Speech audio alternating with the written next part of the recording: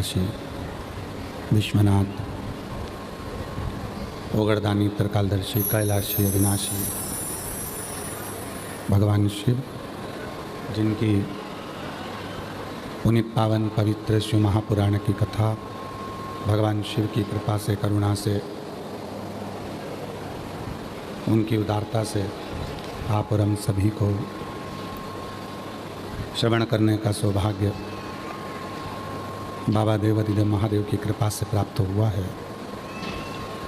श्रावण का ये पवित्र अवसर और ये पवित्र पावन शिव महापुराण की कथा आप और हम सभी श्रवण करने के लिए जयंती स्टेडियम भिलाई की इस पवित्र पावन भूमि पर बैठे हैं। शिव की कृपा से, करुणा से, उनकी उदारता से, उनकी कृपा से भगवान ओगड़दानी की कृपा से, करुणा से ये पवित्र कथा, अंदर एक भी आवाज़ नहीं आ रही है। भगवान शिव की पवित्र पावन करुणा से, उनकी उदारता से ये शिव महापुराण की कथा श्रवण करने का सौभाग्य आप और हमको प्राप्त हुआ है। श्रावण के इस पवित्र पावन अवसर पर, श्रावण की इस पवित्र पावन अवसर पर ये पवित्र कथा जो आप और हम श्रवण करने के लिए बैठे हैं, कथा के आयोजक बोलबम सेवा समिति, जिसके अध्यक्ष हैं श्री दया सिंह जी, एक बार जोरदार ताली बजाकर उनके लिए साधुवाद, जिन्होंने इस पवित्र पावन शिव महापुराण की कथा को दिव्यता के साथ में आयोजित कराया। मैं श्री दया सिंह जी को बहुत बहुत साधुवाद देता हूं, जो लाखों शिव भक्तों को ये पवित्र कथा श्रवण कराकर उनको लाभान्वित किए। साधुवाद। मुख्य यजमान, कथा के मुख्य यजमान श्रीमान सिंह जी, श्रीमती टीना सिंह जी, श्री रमेश सिंह जी, श्री लाखन सिंह जी, निर्मला सिंह जी, निर्मल सिंह जी, विश्वनाथ सिंह जी। एक बार सभी यजमान परिवार के लिए जोरदार ताली बजाकर उनके लिए साधुता, जो इस दिव्य पवित्र पावन कथा का मुख्य यजमान पद ग्रहण करें और कथा का लाभ ले रहे हैं भगवान शिव की कृपा से, करुणा से, उनकी उदारता से। तेरी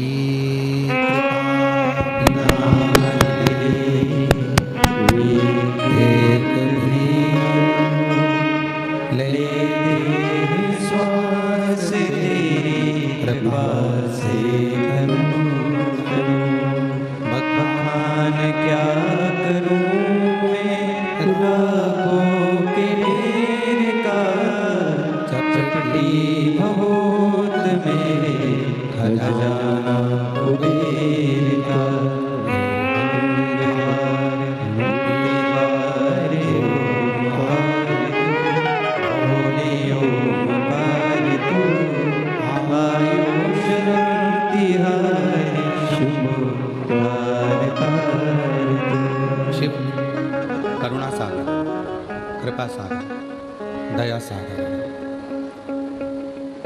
और शिव जो करुणा की मूर्ति है, दया की मूर्ति है, वो नित्य ही दया करने वाली, करुणा करने वाली।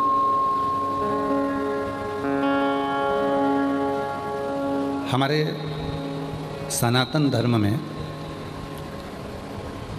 एक बात आती है,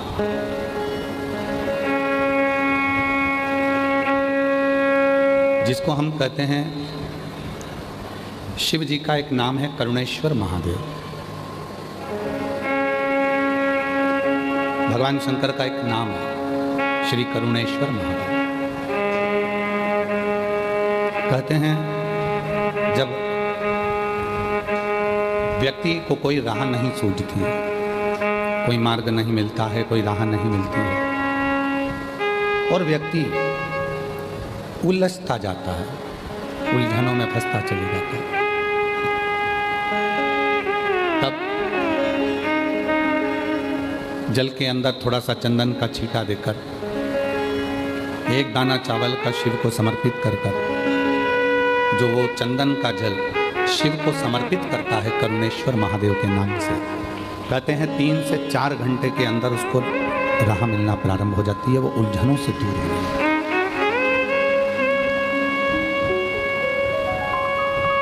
क्यों? क्योंकि उसका नाम ही करुणा सागर। करुणा सागर उलझनों से दूर करना, अमृत की वर्षा करना, सुख देना, शांति देना, वैभव देना, तकलीफों को मिटाना, ये करुणेश्वर महादेव।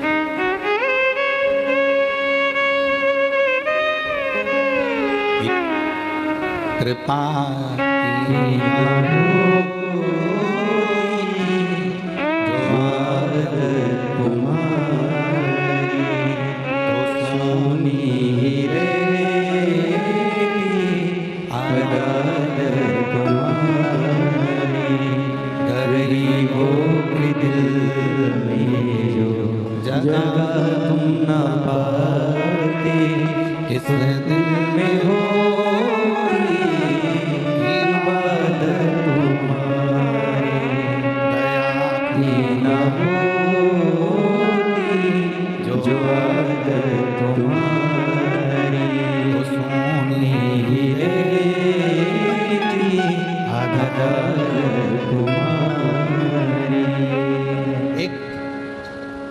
करुणेश्वर महादेव का नाम लेकर मात्र चंदन का जल भी हम शिव को समर्पित करते हैं तो वो जल भी अमृत बन जाता है,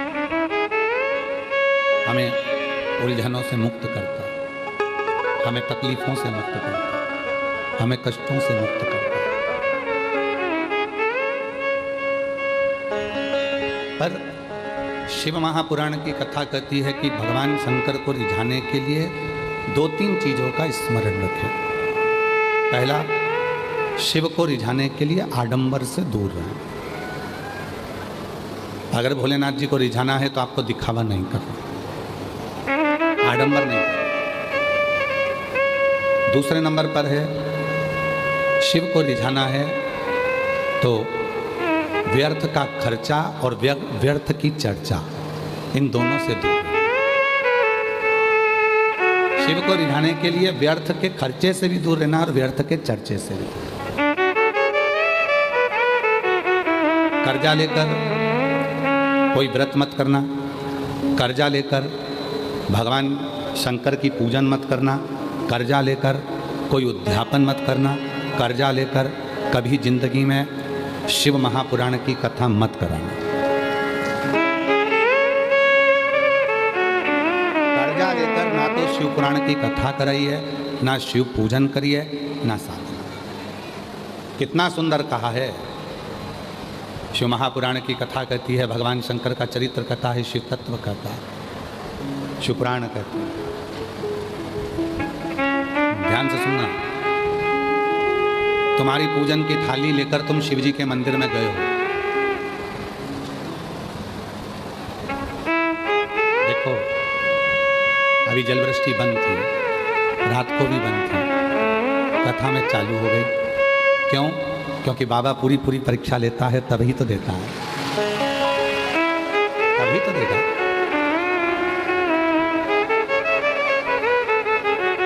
जिस पानी के लिए कई प्रदेश तरस रहे हैं, मेरे भोले बाबा ने ऐसी कृपा करी है कि जिस दिन 17 तारीख से कथा चालू हुई है, आज 23 तारीख तक एक दिन भी ऐसा नहीं गया जिस दिन बाबा ने पानी ना बरसा। कथा रोज पानी गिरा प्रतिदिन, और प्रतिदिन बाबा की कथा चली।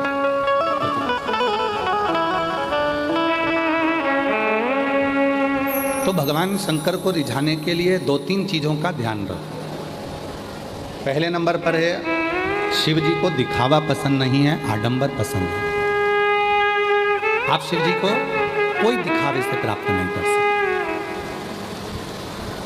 शंकर भगवान को दिखावा प्रिय नहीं है। और दूसरे नंबर पर है, शिव की पूजन में, शंकर भगवान के व्रत में, शिव की साधना में, शिव के उद्यापन में, या शिव महापुराण के लिए कर्जा लेकर कभी शिव पुराण की कथा मत करवाओ, कभी उद्यापन मत करो, कभी अनुष्ठान मत करो। कर्जा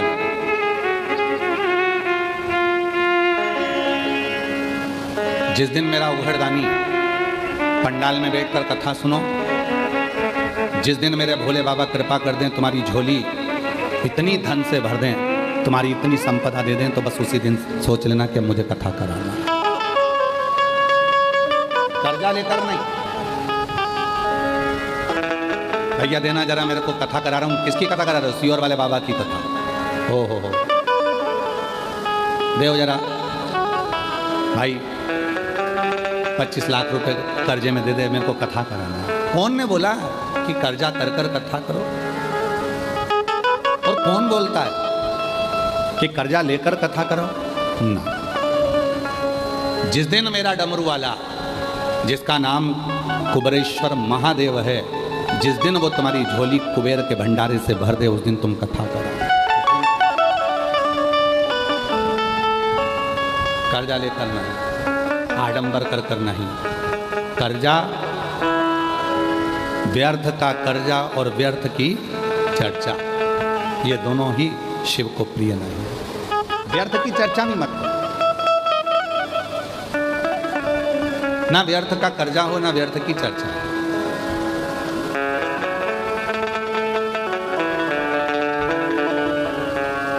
कल दया सिंह जी खड़े हुए थे हमारे अग्रसेन भवन में। हम जब एक व्यक्ति से बात कर रहे थे यजमान वर्ग से, तो दया सिंह जी भी खड़े हुए थे।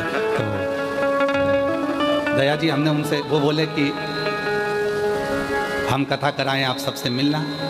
हमने कहा ना तो हमें व्यर्थ की चर्चा करना आती है और ना हमें व्यर्थ की बात करना आती है। हम जितनी देर मिलेंगे दया जी, और आप भी जितनी बार कथा लेने आए, हमने एक ही बात कहा, कथा हम भिलाई को दें चाहे कहीं पर भी दें, पर शर्त एक ही है, हम किसी से मिलेंगे नहीं। आप कथा सुनो, भजन करो, कीर्तन करो, मंत्र जाप करो और अपना स्मरण करो। और मैं साधुता देता हूँ दया सिंह जी आपको कि आप कभी, ये तीसरी कथा है, आपने ना तो ये कहा कि मेरे भाई से मिलो, मेरी बहू से मिलो, या मेरी ये भतीजी से मिलो, भतीजे से मिलो, या मेरे रिश्तेदार से मिलो। हम आपको इसके लिए धन्यवाद देते हैं कि ये होना चाहिए। साधु सियोर वाला बाबा,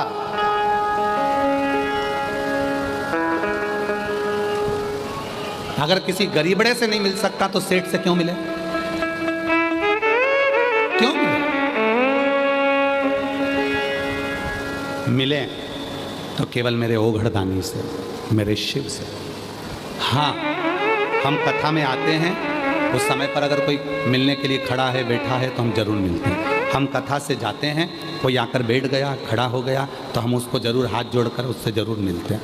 ऐसा नहीं कि हम नहीं मिलते, पर अलग अलग मिलने के लिए 2 दिन है, कथा का 5वां दिन और 6ठा दिन। शाम के समय आधा घंटा, वो भी मन हुआ तो, नहीं हुआ तो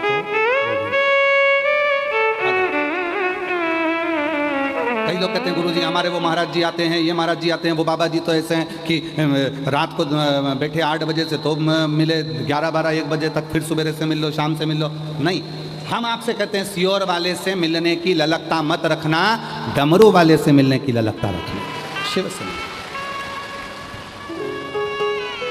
सियोर वाला बाबा तो आपके जैसा है। आप भी 1 लोटा जल चढ़ाते हो, हम भी चढ़ाते हैं। आप भी भजन करते हो, हम भी भजन करते हैं। आप भी भोजन करते हो, हम भी भोजन करते हैं। और निवेदन है, जिनको भगवान बनने का शौक हो उनको भगवान बनाओ। हमें इंसान है और हमें इंसान रहने दो।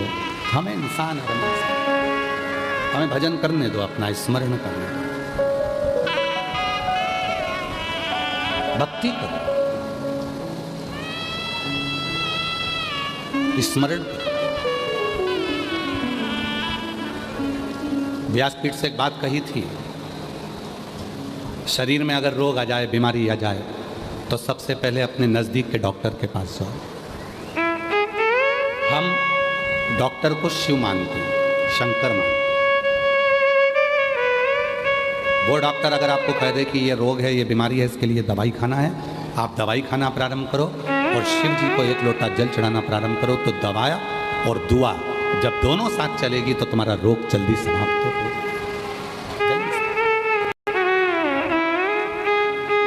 शिव को रिझाने के लिए आडंबर ना करें, शिव को रिझाने के लिए दिखावा ना करें, और शिव को रिझाने के लिए ना तो व्यर्थ का खर्च करें और ना व्यर्थ की चर्चा। ना खर्चा करना है ना चर्चा करना। और उठाओ, 30 साल हो गए शिव महापुराण की कथा को बाँचते बाँचते। इन 30 साल के अंदर इस व्यासपीठ से कभी तुमसे कहा हो कि बाजार से ये सामान खरीद के लाना और शिव जी को ये चढ़ाना, तो आज तक इस व्यासपीठ ने कभी नहीं कहा कि इतना रुपया खर्च करना तब तुम शिव की पूजन करना। इस व्यासपीठ ने तो जो भी उपाय बताए वो दुर्वा के, कनेर के फूल के, बेलपत्री के, घर में कोई सामान है काली मिर्च उसका, गेहूं का दाना घर में है तो उसका, चावल का दाना घर में है तो उसका। इस व्यासपीठ ने जितने उपाय बताए, और ये जितने उपाय हैं, जितने उपाय लोग कहते हैं ये उपाय हमें मिलते नहीं हैं। तुम एक शिव पुराण देखते हो, गीता प्रेस गोरखपुर की शिव पुराण पढ़ो, उसके बाद में एक एक पुराणों का अध्ययन करो, उप पुराणों का अध्ययन करो। लिंग पुराण है तो लिंग पुराण भी उप पुराण का अध्ययन करो, शिव पुराण है तो शिव पुराण की उप पुराण का अध्ययन करो, श्रीमद् भागवत पुराण है तो उसकी उप पुराण का अध्ययन करो। सारी पुराणों का अध्ययन करिए, आपको सब कुछ मिलेगा जो इस व्यासपीठ से बताया जाता है। उसका एक एक शब्द आपको पूरी पुराण में मिलेगा कि कहाँ काली मिर्ची, कहाँ अरहर की दाल, कहाँ गेहूं का दाना, कहाँ अनाज, कहाँ अक्षत, कहाँ दुर्वा, कहाँ बेलपत्र, कहाँ शमी पत्र, उसका वर्णन एक एक। बस तरीका, और वो तरीका जरूर हम बताते हैं कि बेलपत्र को किस दिशा में बैठकर चलाना है, दुर्वा को कैसे चढ़ाना है, ये तरीका, और तरीका होना जरूरी है। डॉक्टर के यहाँ जाते हो, डॉक्टर ने सारी दवाइयाँ दे दी और कह दिया सब खा जाना सुबह से, बोलता है डॉक्टर जम के बोलो जरा, नहीं। डॉक्टर क्या बोलेगा, ये दवाई सुबह खाली पेट की है, भोजन के पहले खा लो। ये दवाई सुबह उठते समय ले लेना, एसिडिटी की है। ये दवाई दूध से लेना, ये दवाई कुनकुने पानी से लेना, ये दवाई रात को सोने के टाइम की, एक ही लेना है, सुबह मत खा लेना। डॉक्टर ने दवाइयाँ दी, सबका तरीका बताया कि कौन सी दवाई कब और कैसे लेना है। उसी तरह शिव महापुराण भी अपना तरीका बताती है कि बेलपत्र चढ़ाते तो तुम्हारी जिंदगी निकल गई, जल चढ़ाते तो तुम्हारी जिंदगी निकल गई, पर शिव पुराण सुनने वालों ने चढ़ाने का तरीका सीख लिया, और जब चढ़ाने का तरीका सीखा तो शिव जी ने झोली भरना चालू। जल पहले भी चढ़ाते थे, शिव मंदिर पहले भी जाते थे, शिवरात्रि पहले भी करते थे, सावन पहले भी आता था, शिवरात्रि पहले भी आती थी, पर अब सावन के महत्व को तुम जान गए, अब सोमवार के महत्व को तुम जान गए, अब शिवरात्रि के महत्व को तुम जान गए, पूजन का तरीका तुम जान गए कि गेहूं चढ़ाने से संतान की वृद्धि होती है। कनेर का पुष्प अगर अशोक सुंदरी वाली जगह पर चढ़ाया जाता है तो बच्चे जिद नहीं करते। वही कनेर का पुष्प जब जलाधारी पर, जो पार्वती जी की जगह पर चढ़ाया जाता है, तो नारी के उदर में अगर कोई तकलीफ हो जाती है, बच्चेदानी में कोई तकलीफ हो जाती है, तो वो समाप्त हो जाती है। वही कनेर का पुष्प जब शिवलिंग पर चढ़ाया जाता है तो रोग से मुक्त होता है। ऐसे कनेर के पुष्प को चढ़ाने का तरीका शिव पुराण ने बता दिया, दुर्वा चढ़ाने का तरीका शिव पुराण ने बता दिया कि गणेश भगवान शंकर का जहाँ से जल बहता है उसका राइट स्थान जो होता है पानी बहने वाली जगह, वहाँ दुर्वा को 7 दुर्वा जब हम शिव को समर्पित करते हैं, शंकर भगवान को समर्पित करते हैं, तो चाहे 32 वर्ष की उम्र हो गई हो, चाहे 42 वर्ष की उम्र हो गई हो, शादी जरूर होती है। तो ये तरीका शिव पुराण ने बताया, जिसको आप लोगों ने स्वीकार किया। पूर्व की सारी कथाओं में केवल तरीके बताए, कैसे विचार, कैसे।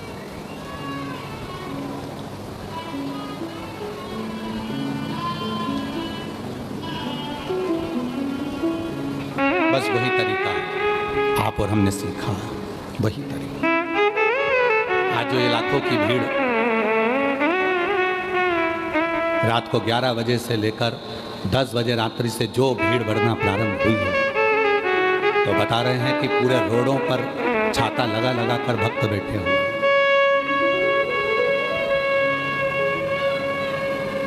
पूरे रोडों पर।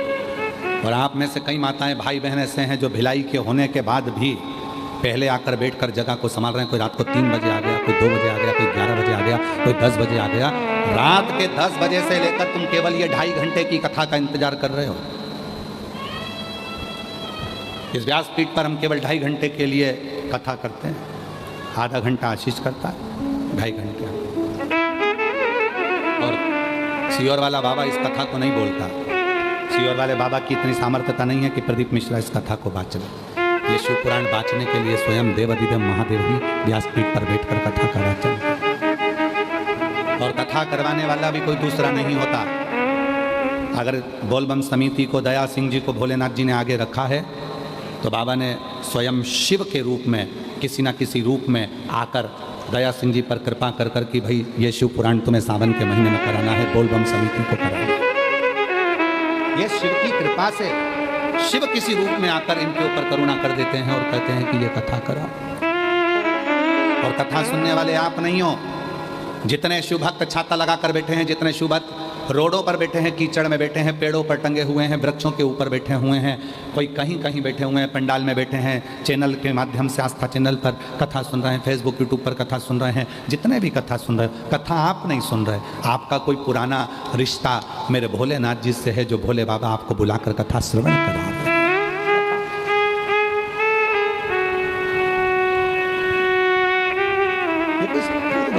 आज का नहीं, कोई पिछले जन्म में अच्छे मुझे बाबा तेरा साथ मिला, कोई पिछले जन्म के अच्छे मुझे बाबा तेरा साथ मिला। जहाँ सारी दुनिया झुकती है, जहाँ सारी दुनिया झुकती है, मुझे वो वाली दरबार मिला, दरबार मिला। कोई पिछले जन्म के अच्छे कर्म मुझे बाबा तेरा साथ मिला। कोई पूर्व के जन्म का सुख हो। एक कथा कह दें, अगर आप लोग श्रवण करेंगे और अपने जीवन में उतारे तो एक बड़ी सुंदर कथा। लोग कहते हैं सीहोर वाला बाबा या ये बाबा या वो बाबा। बाबा नहीं, ये व्यासपीठ करती है, शिव करता है, इंसान नहीं। एक गांव में एक सेठ जी रहते थे, पन्नालाल सेठ। क्या नाम था? जम के बोलो। पन्नालाल सेठ। निकलते थे तो लोग उनको नमस्कार करते थे, प्रणाम करते थे। पन्नालाल सेठ जी प्रणाम, नमस्कार, नमन, नमस्ते, पूछते करते। कोई सलाम करता, कोई नमन करता, कोई नमस्कार करता, कोई प्रणाम करता। पन्नालाल सेठ मुंडी हिला देते, नीचे मुख कर कर बोलते मैं बोल दूंगा। फिर कोई मिला तो पन्नालाल सेठ से कहा प्रणाम, नमस्कार, सलाम। पन्नालाल सेठ बोलते धीरे से मैं बोल दूंगा। फिर किसी ने प्रणाम करा तो उन्होंने फिर कहा मैं बोल दूंगा। फिर किसी ने प्रणाम करा तो फिर कह दिया मैं बोल दूंगा, घर जाकर मैं बोल दूंगा। मुनीम एक दिन साथ चल रहा था और मुनीम ने कहा सेठ जी एक बात समझ में नहीं आती, कोई तुमको सलाम करता है, प्रणाम करता है, नमस्कार करता है और तुम सिर झुकाकर मुस्कुराकर धीरे से बोल देते हो मैं घर जाकर बोल दूंगा। तुम घर पर किसको बोलोगे? सेठ जी ने कहा चल मैं बताता हूँ मैं किसको बोलूँ। सेठ जी पन्नालाल जी गए, तिजोरी खोली और लक्ष्मी जी से कहा आज मैं रास्ते में से जा रहा था तो वो सलाम कह रहा था, वो प्रणाम कह रहा था, वो नमस्कार कह रहा था। मुनीम ने पूछा तुम घर पर आकर लक्ष्मी जी से पैसे से कहते हो कि वो तुम्हें प्रणाम कर रहा था? हाँ। मुनीम ने पूछा ये क्यों? पन्नालाल सेठ कहने लगे जब मैं गरीब था, जब मेरे पास कुछ नहीं था, कोई मुझे सलाम नहीं करता था। ये सब सलाम पैसे को करा जा रहा है, ये सारा प्रणाम कुर्सी को करा जा रहा है, ये सारा प्रणाम धन को करा जा रहा है, ये सारा प्रणाम लक्ष्मी को करा जा रहा है। लक्ष्मी नहीं होगी तो कोई प्रणाम नहीं करता, कोई सलाम नहीं करता, और लक्ष्मी है तो सब प्रणाम करता। कोई बहुत बड़ी कुर्सी पर बैठ गया, कोई बहुत बड़ा अधिकारी बन गया, बहुत बड़ी कुर्सी पर बैठ गया, उसके भीतर कभी ये बात नहीं आना चाहिए कि लोग मुझे सलाम ठोक रहा है। तुझे नहीं, तू जिस कुर्सी पर बैठा है सलाम उसको ठोका जा रहा है, प्रणाम उसको करा, नमन उसको करा जा। जिस दिन रिटायर होगा, अपनी कुर्सी से उतरेगा, उस दिन तेरा सिग्नेचर भी उस ऑफिस में काम नहीं आएगा। तब समझ में आएगा कि इज्जत मेरी नहीं कुर्सी की थी, जिस कुर्सी पर मैं बैठा था।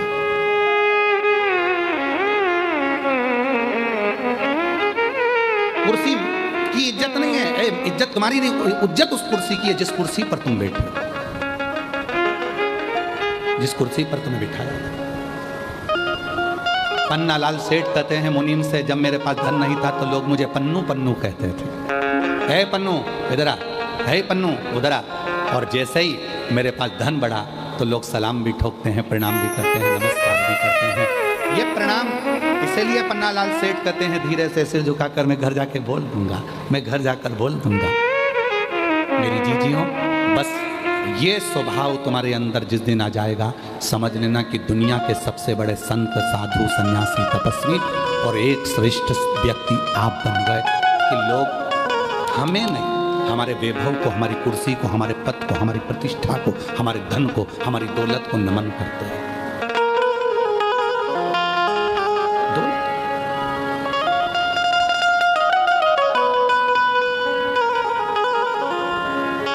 कौन नमन करता है? जिस कुर्सी पर तुम बैठे हो उस कुर्सी की मर्यादा है। उस कुर्सी को लोग सलाम कर रहे हैं, तुम्हारे धन को लोग सलाम कर रहे हैं। तुम्हारे पास धन नहीं रहेगा, कोई सलाम नहीं करेगा, कोई प्रणाम नहीं करेगा, कौन याद करे? अभी पन्नालाल सेठ, पन्नालाल सेठ, पन्नालाल सेठ, और वही पन्नालाल सेठ के पास धन नहीं रहेगा तो लेंगे पन्नू इधर आ। तो पन्नालाल सेठ पन्नू चाहिए।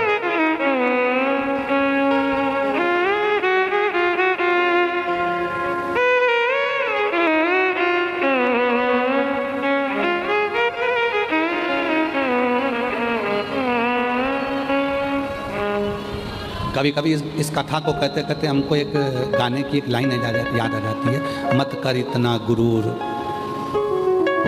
मत कर इतना गुरूर इस सूरत पर, ना जाने ये सूरत कब ढल जाती है। पर बोलबम समिति,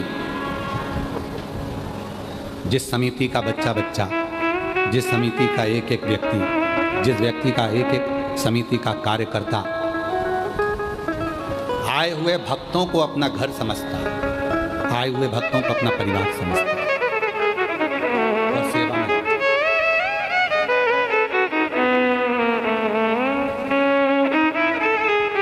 जब कोई हमसे कहता है हम ऐसी कथा कराएंगे, ऐसी कथा कराएंगे कि लोग देखते रह जाएंगे। दया सिंह जी, साधुता है, आपके मुख से कभी ऐसी बात नहीं निकली, कभी भी जिंदगी। ये तीसरी कथा चल रही है पर आपने कभी नहीं कहा कि हम ऐसी कथा करें, कभी नहीं कहा आपने। हम साधुता देते हैं इस चीज़ के लिए और ये होना चाहिए। एक हमारे महाराष्ट्र के भगत हैं, वो एक हमारे हरियाणा वाले बिहान अपने तारा बाबा की कुटिया वाले कांडा जी, वो भी कभी नहीं बोलते। भले ढेरों की संपदा होगी पर उनके मुख से भी हमने कभी नहीं सुना वो गोविंद गोपाल कांडा की गुरुजी हम ऐसी कथा करेंगे ना। वो एक ही बात बोलते हैं, जैसे आप बोलते हो ना गुरुजी जो महादेव चाहेगा ना सावन के महीने में वही होगा, क्योंकि महीना उनका है, कथा कराने वाले वो हैं और वही आयोजन कराएंगे। तो मैं नहीं हूँ, बस उसी तरह से वो हमारे हरियाणा वाले गोविंद जी कांडा, गोपाल जी कांडा, वो भी एक ही बात बोलते हैं, गुरुजी कथा तारा बाबा कराएंगे, कथा तारकेश्वर महादेव कराएंगे, कथा तारा बाबा कराएंगे। बहुत बहुत साधुता, ये अपना नहीं है, ये सब उसका। प्रभु आपकी कृपा से सब काम हो रहा है, भोले आपकी कृपा से सब काम हो रहा है। करते हो भोले बाबा मेरा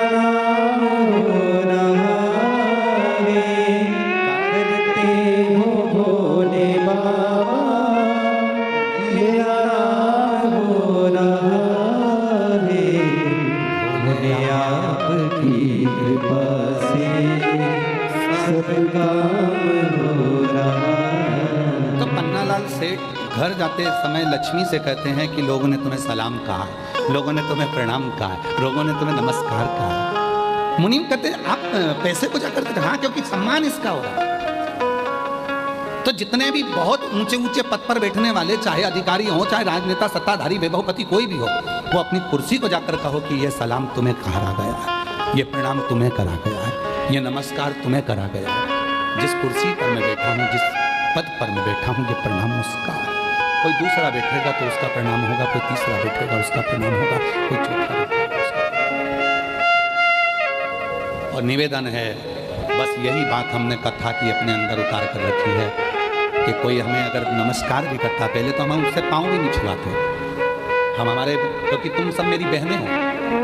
अब हमारी बहन होने के बाद, हमारी बहनी होने के बाद में, आप हमारी बहन होने के बाद में हमारे चरण छुओ अपने भाई के, ये हमें ठीक नहीं लगता। इसलिए मेरी जीजियों, और पुरुष, ये जितने भी पुरुष बेटे हैं सब मेरे जीजा हैं। मेरा फर्ज बनता है कि मैं तुम्हें प्रणाम करूं, क्योंकि हमने कन्यादान करा है, तुम्हारा पाँव पूजा है, तो सिर और पाँव दोनों पूज सकते हैं। हम तुमको नमस्कार, मेरी बहनें मुझे चरण ना छुएं, मेरे जीजा मेरे चरण ना छुएं, कोई चरण ना छुएं, क्योंकि तुम मेरी बेटियां, मेरी बहनें, मेरी जीजियां, मेरी माँ हो। और हम आपसे चरण छुआएंगे तो हम तो नरक में चले जाएंगे। आप अपने भाई को नरक जाता देखोगे क्या? तो आज से नियम ले लो कि सियोर वाले बाबा के कभी चरण नहीं छूएंगे। दूर से प्रणाम करो, नमस्कार करो, बहन भाई हैं, आपस में आप आए, मिले, श्री शिवाय नमस्तुभ्यम हो, हम आपके हाथ जोड़े, नमन करें, प्रणाम करें, पर चरण नहीं छूए। बहन हो आप,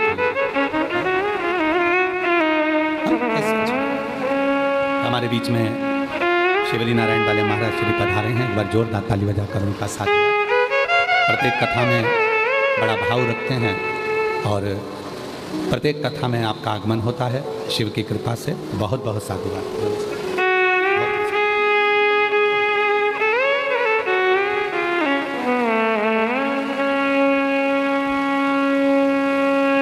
प्रणाम करो मेरे शिव को, प्रणाम करो मेरे भोलेनाथ को, और प्रणाम करो अपने घर के बुजुर्गों को, प्रणाम करो अपने पति को, प्रणाम करो अपने घर के वृद्धों को। उनको चरण छुओगे, अपने माँ बाप के चरण छुओगे तो सुख मिलेगा, आनंद। जिस प्रदोष की कावड़ पूरा सीहोर, मध्य प्रदेश सीहोर में लोग जिस कावड़ का दर्शन करने के लिए आते हैं, मात्र कावड़ के वो 2 लोटों का दर्शन करने के लिए, उस छड़ी का दर्शन करने के लिए लोग कावड़ भरने के लिए कुबेरेश्वर धाम पहुंचते हैं। अभी 25, आज 23 से कल का दिन बीच में, परसों लोग कावड़ भरने सुबह 9 बजे माँ सीवन के तट से कुबेरेश्वर धाम तक आएंगे, केवल उस कलश का दर्शन करने के लिए और जल भरने के लिए, क्योंकप्रदोष की कावड़ सीहोर की जो भराती है उसको कामना कावड़ कहा जाता है। भगवान उसकी कामना को पूर्ण करते हैं। इसलिए प्रदोष का दिन था, कावड़ का जल भरने के लिए मैं दानव आ गया, और मैं दानव ने जैसे ही कुएं के अंदर से जल निकाल रहा था, मैं दानव के मस्तक का पसीना उस मेंढक पर पड़ गया। मेंढक पर पड़ते से ही उस कन्या ने अवतार ले लिया। कन्या ने अवतार लिया, वो रोने लगी, तो मैं दानव के कोई बच्चे नहीं थे, उसने उस कन्या को निकाल लिया, अपनी बेटी के रूप में रखा, और उसका नाम मंदोदरी हो गया, जिसका विवाह लंकापति रावण से हुआ। मंदोदरी हो गया। वो मंदोदरी, मैं दानव की पुत्री उस मंदोदरी, आप देखो पूरे चरित्र को उठाकर देखिएगा, पूरी रामचरितमानस को उठाकर देखिएगा, पूरी रामचरितमानस को उठाकर देखिए। मंदोदरी हमेशा अपने पति को समझाती रही, हमेशा हमेशा अपने पति को ज्ञान देती रही, लंकापति रावण को समझाती रही, मंदोदरी उपदेश देती रही, समझाती रही। पूरी रामायण को उठाकर देखिए, रावण को हर पल समझाती थी मंदोदरी, क्योंकि मंदोदरी को मालूम है मैं कौन हूं। कौन?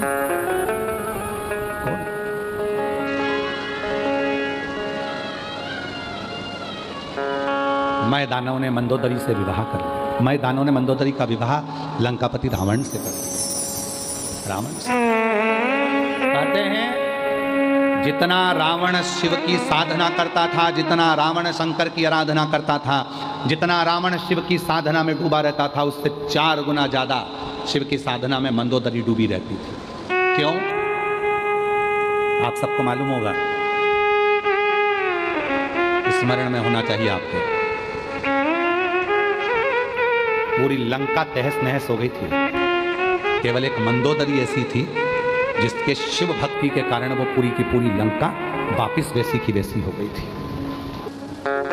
कहाँ से लाऊं गंगा, कहाँ से लाऊं यमुना, कहाँ से लाऊं गंगा, कहाँ से लाऊं यमुना, कहाँ से लाऊं सरयू अपार पड़ी रे, कहाँ से लाऊं सरयू अपार पड़ी रे, भूले तेरी से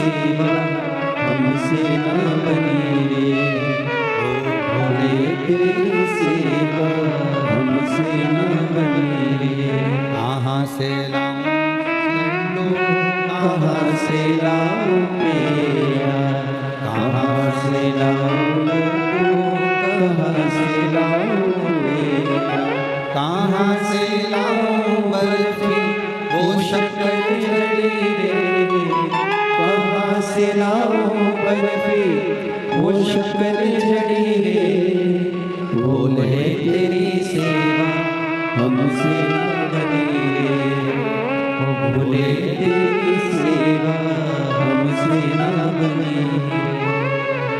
कहाँ दे हम शिव। इसीलिए शिव महापुराण की कथा कहती है आशीर्वाद दो तरह का होता है। बोलो कितनी तरह का? जम के बोलो जरा। दो तरह। आप लोगों ने आशीर्वाद लिया किसी का? अरे बोलो तो जम के। आशीर्वाद दो तरह का होता है। कौन कौन सा होता है?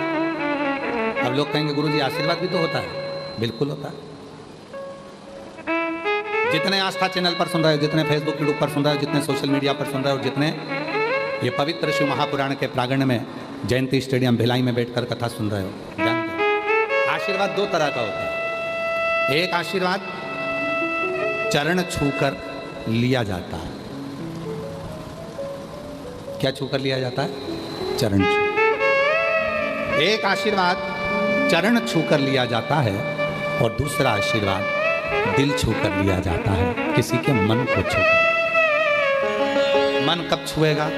चरण छूना सरल है और चरण छूकर आशीर्वाद लेना सरल है, पर दिल छूकर कोई की तुमने हेल्प कर दी, किसी को कोई सहयोग कर दिया, किसी का कोई कष्ट मिटा दिया, किसी को कोई तकलीफ थी तुमने उसका साथ दे दिया। जो आशीर्वाद मन से मिलेगा वो तुम्हारी पूरी जिंदगी को तार देगा, पूरे जीवन को।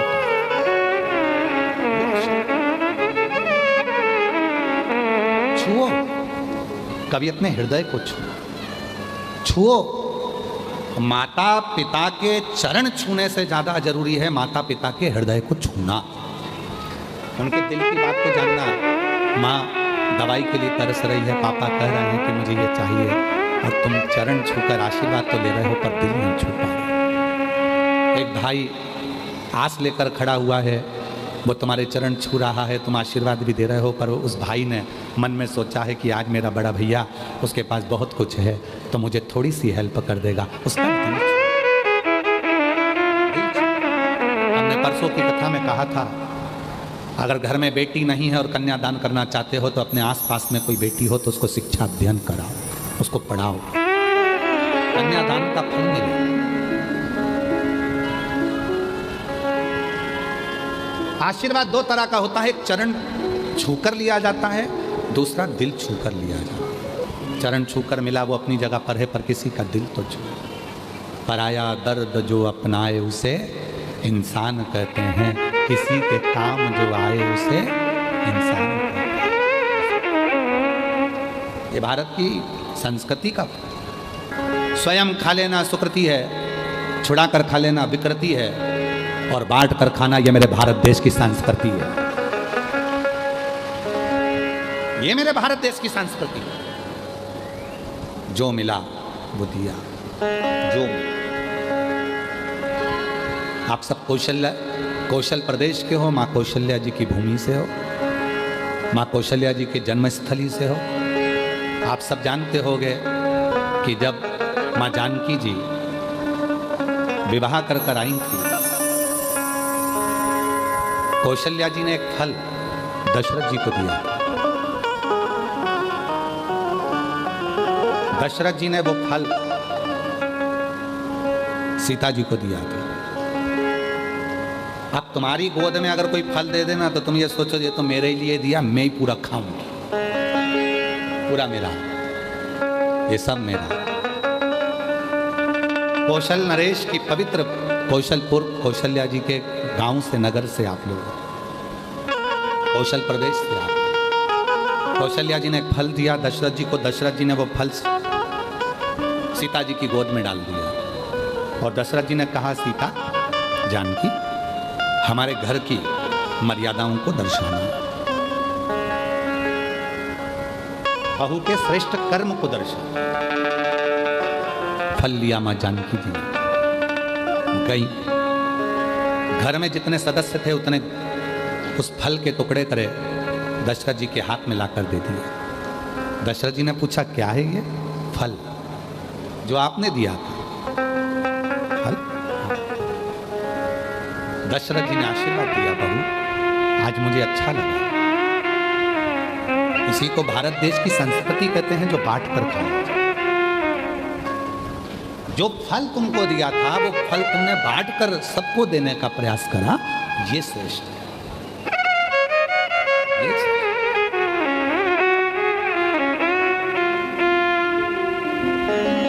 अब कहां रहे, कहां संस्कृति रह गई? नींद का भी अपना एक दौर है, नींद का अपना एक दौर है। नींद को समझने वाले समझ सकते हैं कि माता पिता जागें उससे पहले बेटों को जागना चाहिए, माँ बाप जागे उससे पहले बेटे को जागना चाहिए, माँ जागे उससे पहले बेटी को जागना चाहिए, गुरु जागे उससे पहले शिष्य को जागना चाहिए।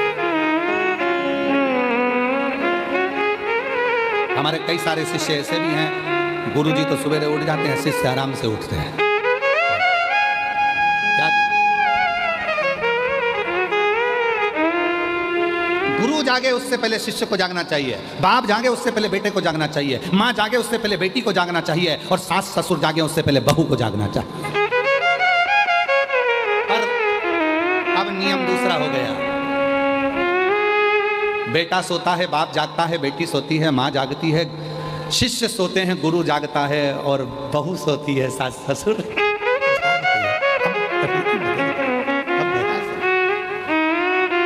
पर निवेदन है, ठीक है आप कब जाग रहे हो उससे मतलब नहीं, पर अपने भीतर से रोज जागो। अपने काम, आसक्ति, तृष्णा, लोभ, वासना, इनसे थोड़ा जागो, थोड़ा। और नहीं चाहिए दिल दुखाना किसी का, नहीं चाहिए दिल दुखाना किसी का।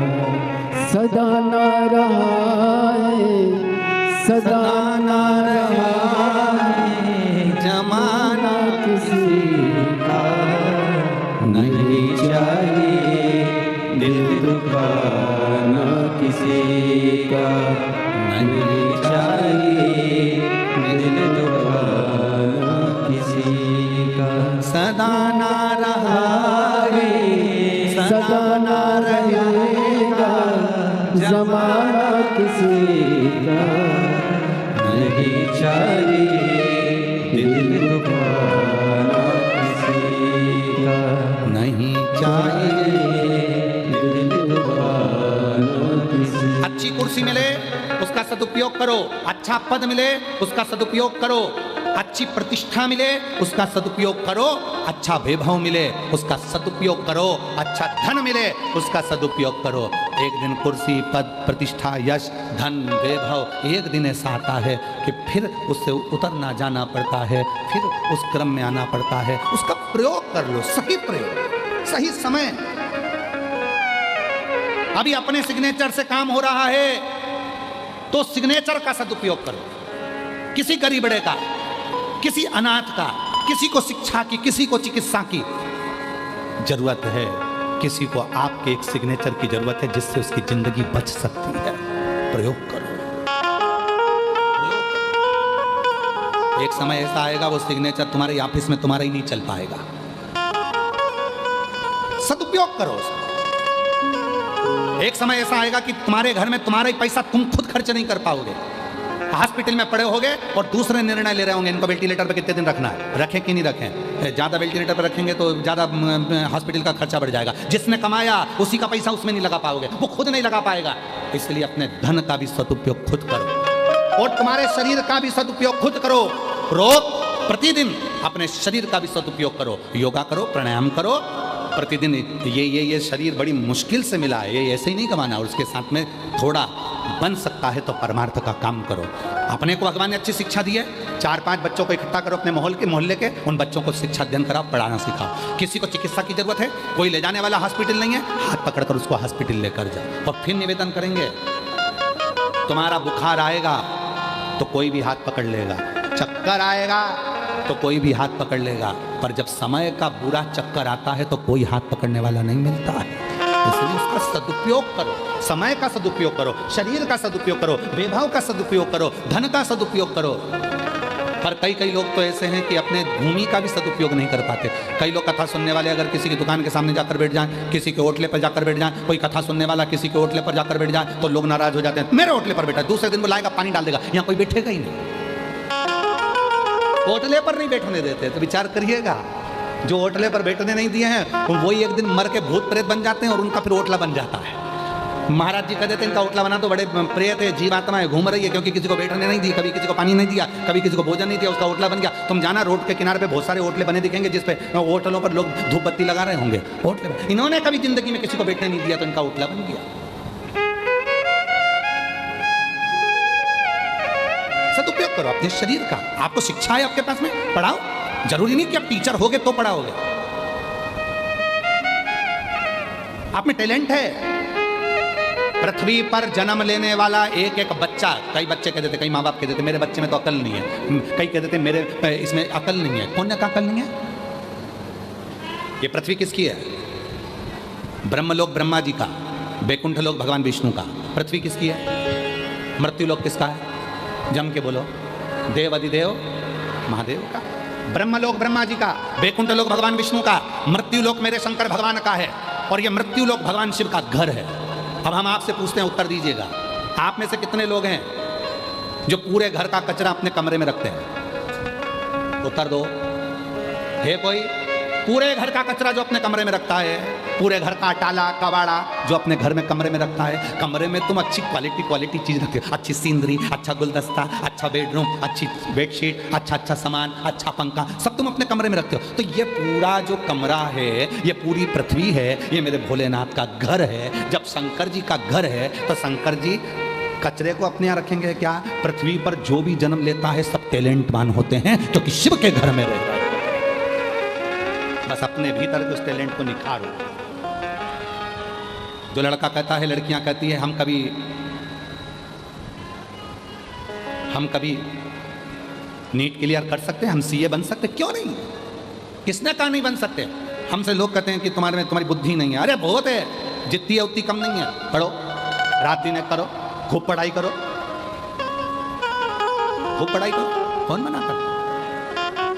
मिलेगा। और नहीं चाहिए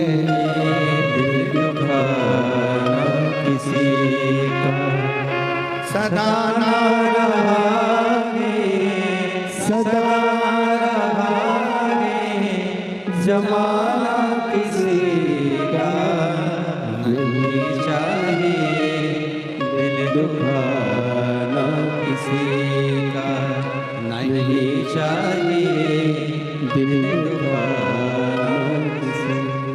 अपने भीतर से टैलेंट लेकर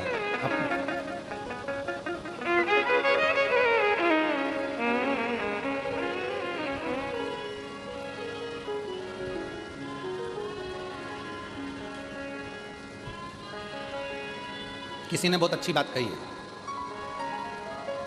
जिंदगी में इतने धोखे खाए हैं,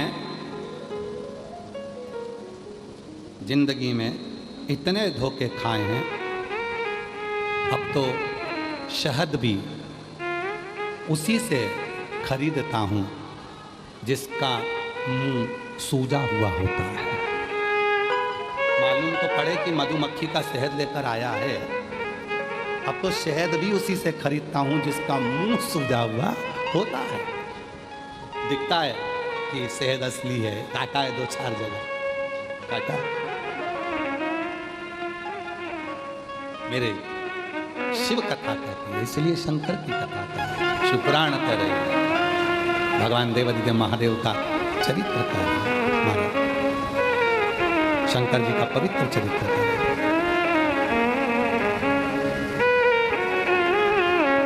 शिव की साधना करें।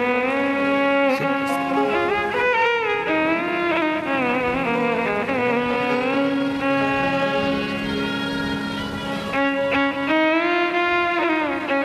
भगवान शिव की साधना, भगवान शंकर का भाव। श्री शिवाय नमस्तुभ्यं, श्री शिवाय नमस्तुभ्यं, श्री शिवाय नमस्तुभ्यं, श्री शिवाय नमस्तुभ्यं। मंदोदरी शिव की साधना कर कर अपने पूरे लंका को वापस बचा लेते हैं। मंदोदरी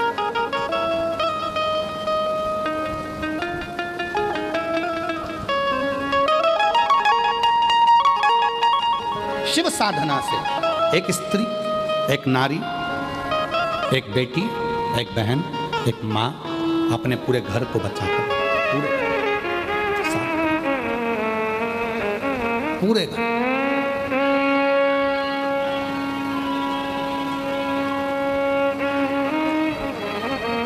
कई जेंट्स लोग कह देते हैं हम दिन भर दुकान पर बैठे रहते हैं, दिन भर काम करते हैं, ऑफिस में रहते हैं, दिन भर नौकरी करते हैं, घर पर आते हैं पत्नी पर चिड़चिड़ करते हैं।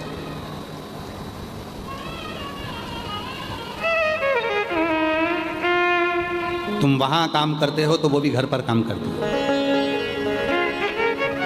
वो भी ये विचार नहीं आना चाहिए कि केवल मैं कर रहा हूं और तुम बैठी हो ना। गाड़ी के दो चक्के हैं और दोनों चक्के पर गाड़ी चलती है, दोनों चक्के। कभी ये विचार अपने भीतर मत लाओ अहमता का, मैं कर रहा हूं, मैं करा रहा हूं।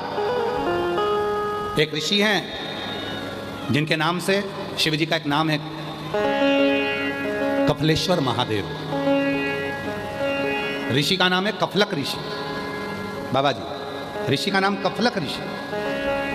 उत्तराखंड की भूमि पर कफलक ऋषि तप करते थे। उनकी 3 धर्म पत्नियां थी। लोग कहते हैं 3 पत्नी का भाव बताया, पर ये 3 पत्नियों का भाव था श्रद्धा, विश्वास और समर्पण। लोग कहते हैं पत्नी थी, पर शास्त्र कहता है पत्नी नहीं, श्रद्धा थी, विश्वास था और समर्पण था। ये पत्नियां नहीं, समर्पण।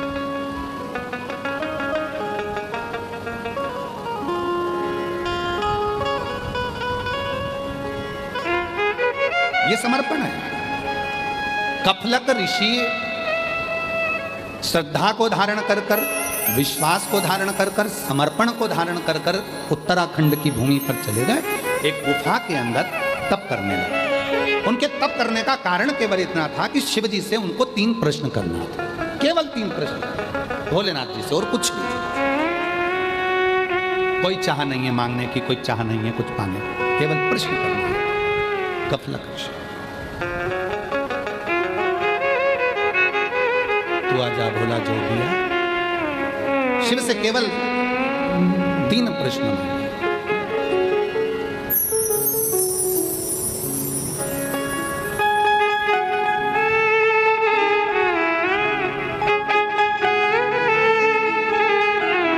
शिव को पुकारने के लिए, शंकर को पाने के लिए शिव जी से केवल 3 प्रश्न, केवल 3। तू आजा भोला जोगिया, तू कर मेहरबानिया, तू आजा भोले जोगिया, तू कर मेहरबानिया। खड़े हैं हाथ जोड़ के भोले जी तेरे नाम में, खड़े हैं हाथ जोड़ के भोले जी तेरे नाम में।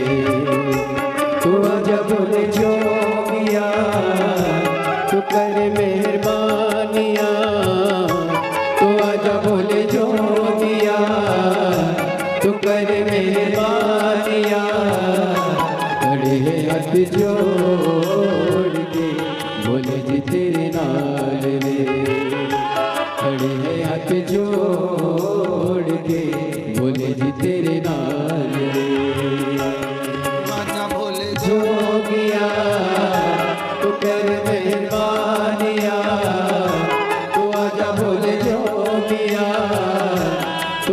मेहरबानिया, खड़े हैं हाथ जोड़ के भोले जी तेरे नाल रे, खड़े हैं हाथ जोड़ के भोले जी तेरे नाल रे।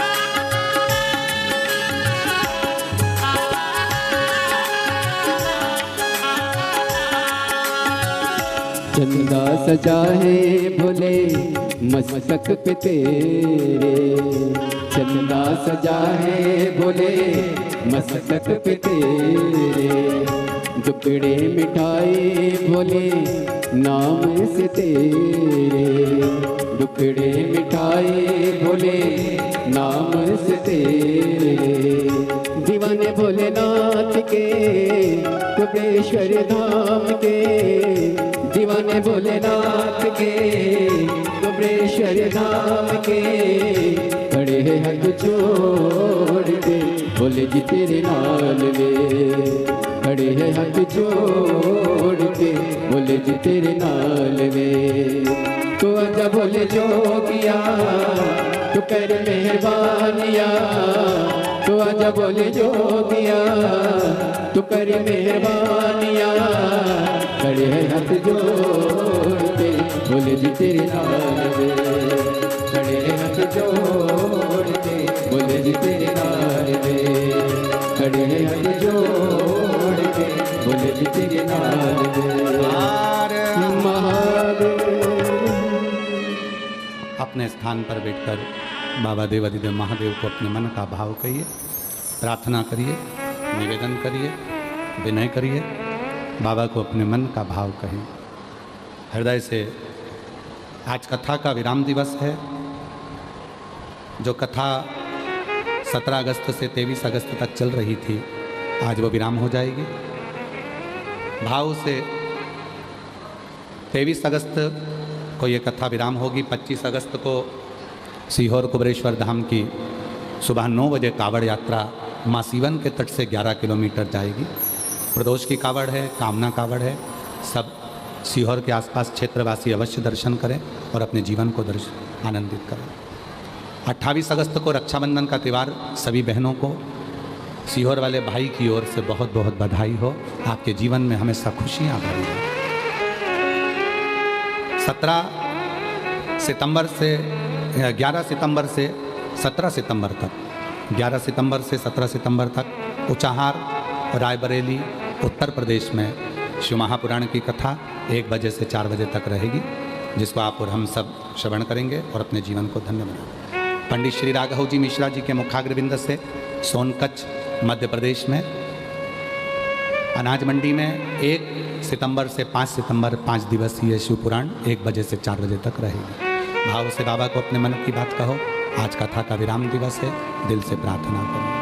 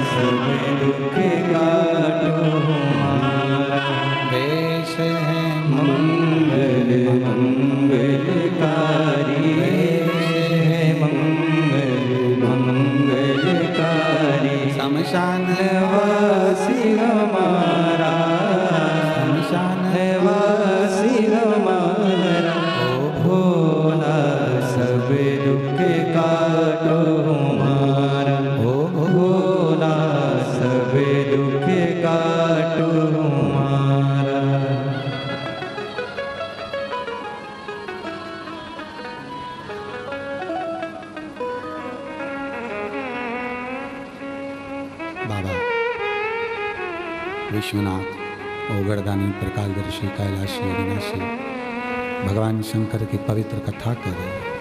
शिव महापुराण की कथा वर्णन कर रही है। देवादिदेव महादेव का पवित्र चरित्र कह रहा है। शिव पुराण कह रही है।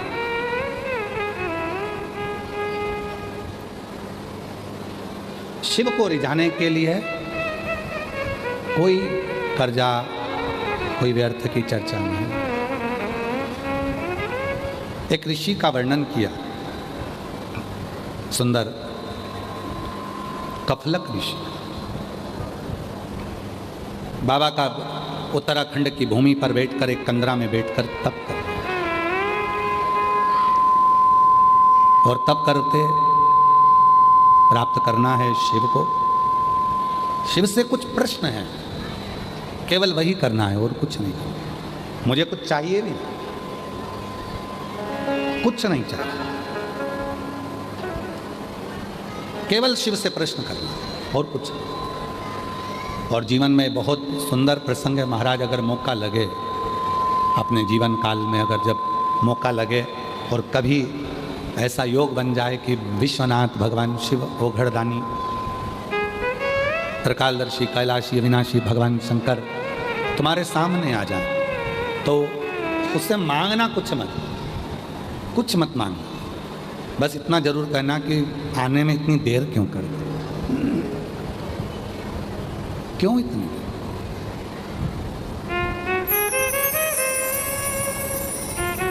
क्यों इतनी देर? अरे मांगा है भोलेनाथ से वरदान एक ही, मांगा है भोलेनाथ से वरदान एक ही, तेरी कृपा बनी रहे जब तक है जिंदगी, तेरी कृपा बनी रहे जब तक है जिंदगी, मांगा है भोलेनाथ से वरदान एक ही, मांगा है भोलेनाथ से वरदान एक ही। उससे यही मांगना कि हमको कुछ चाहिए नहीं, पर इतना जरूर बताओ कि तुमने आने में देरी क्यों कर दी। आप आए नहीं और सुबह हो गई, मेरी पूजा की थाली धरी की धरी रह गई। क्यों नहीं आए? कारण क्या है? किस लिए नहीं आए? एक पत्र है, अच्छा है,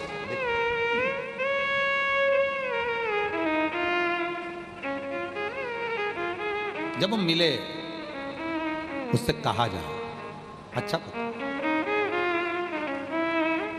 मेरा नाम बबीता साहू है, कहीं बैठी हो तो हाथ हिला सकती हैं। ग्राम केरा, जिला जांजगीर चांपा, छत्तीसगढ़ की रहने वाली, कहीं बैठी हों तो हाथ हिला सकती हैं। मेरा नाम बबीता साहू है, ग्राम केरा, जिला जांजगीर चांपा, छत्तीसगढ़ की रहने वाली। गुरुजी, एक लोटे जल और पशुपति व्रत की महिमा का मैं क्या वर्णन करूं। मेरा पति 15 साल से शराब पी रहे थे। गुरुजी, हम लोग बहुत परेशान रहते थे। तब मेरी सहेली ने आपकी कथा और पशुपति व्रत के बारे में बताया। हमारे बीच में छत्तीसगढ़ शासन के माननीय यशस्वी मुख्यमंत्री जी सपत्नी आए हैं। एक बार जोरदार ताली बजाकर उनके लिए साथी का। साथ में महाराज जी श्री राजीव लोचन महाराज जी भी आए हैं। साथ में शिवरी नारायण वाले महाराज जी भी आए हैं। एक बार जोरदार ताली बजाएं माननीय यशस्वी मुख्यमंत्री जी छत्तीसगढ़ शासन से, वो हमारे बीच में पधारे हैं और बड़े सरल सहज माननीय प्रधानमंत्री जी श्री नरेंद्र भाई मोदी जी के साथ में गृह मंत्री श्री अमित शाह जी के साथ में कदम से कदम मिलाकर छत्तीसगढ़ की कमान को पूर्ण रूप से संभाले हुए। एक बार जोरदार ताली बजाकर साधुता करें।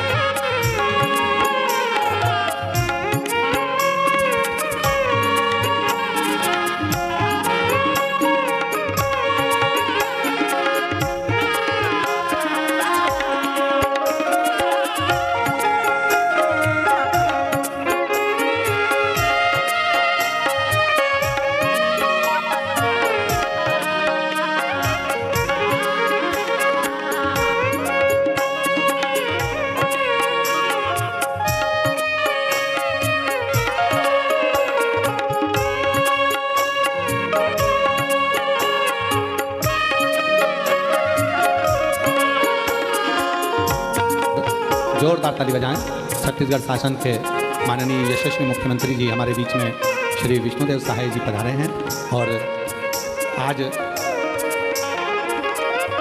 निवेदन करता हूं माननीय मुख्यमंत्री जी से कि अपने 2 शब्द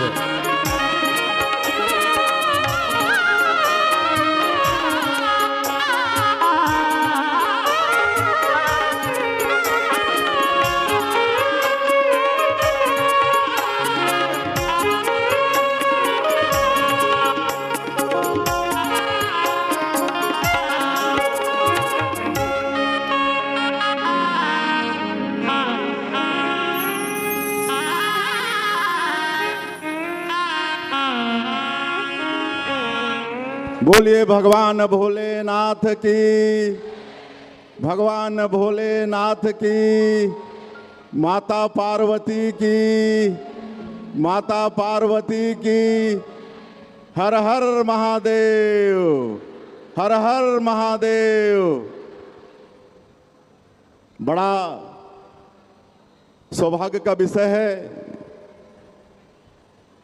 कि माता कौशल्या की जन्मभूमि, प्रभु श्री राम का ननिहाल छत्तीसगढ़ और ये इस्पात नगरी भिलाई की पावन भूमि में आयोजित शिव महापुराण कथा की अविरल धारा विगत 7 दिनों से यहाँ प्रवाहित हो रही है। मैं सबसे पहले व्यासपीठ को नमन करता हूँ और व्यासपीठ पर विराजमान सुप्रसिद्ध कथावाचक पंडित श्री प्रदीप मिश्रा जी, उनके चरणों में भी नमन करता हूँ। आज बड़ा सौभाग्य का विषय है कि आज शिव महापुराण कथा का ये समापन बेला है और अंत में आप सब लोगों का फिर से अभिनंदन स्वागत करते हुए व्यासपीठ को नमन करते हुए बाबा भोलेनाथ का आशीर्वाद हमेशा छत्तीसगढ़ के ऊपर में बना रहे, छत्तीसगढ़ में खुशहाली हो। मैं पूज्य कथावाचक श्री प्रदीप मिश्रा जी के चरणों में फिर से नमन करते हुए और इस भव्य आयोजन के लिए फिर से एक बार दया सिंह और उनकी पूरी टीम को भिलाई वासियों का बहुत बहुत धन्यवाद करते हुए अपनी बात समाप्त करता हूँ। बोलिए बाबा भोलेनाथ की, माता पार्वती की, हर हर महादेव। बहुत बहुत साधुवाद माननीय छत्तीसगढ़ शासन के मुख्यमंत्री जी श्री विष्णुदेव सहाय जी, जिन्होंने सुंदर उद्बोधन में छत्तीसगढ़ शासन के कार्य का भी जनमानस को वर्णन किया। कहाँ कहाँ कैसे शिवलिंग विराजमान है उनका वर्णन किया, कहाँ मेरी माँ जगतजननी शक्ति के रूप में विराजमान है उनका वर्णन किया। और जो तीर्थ यात्रा जाती है मुख्यमंत्री तीर्थ यात्रा योजना के अंतर्गत, उसका वर्णन किया। साथ में मैं पुनः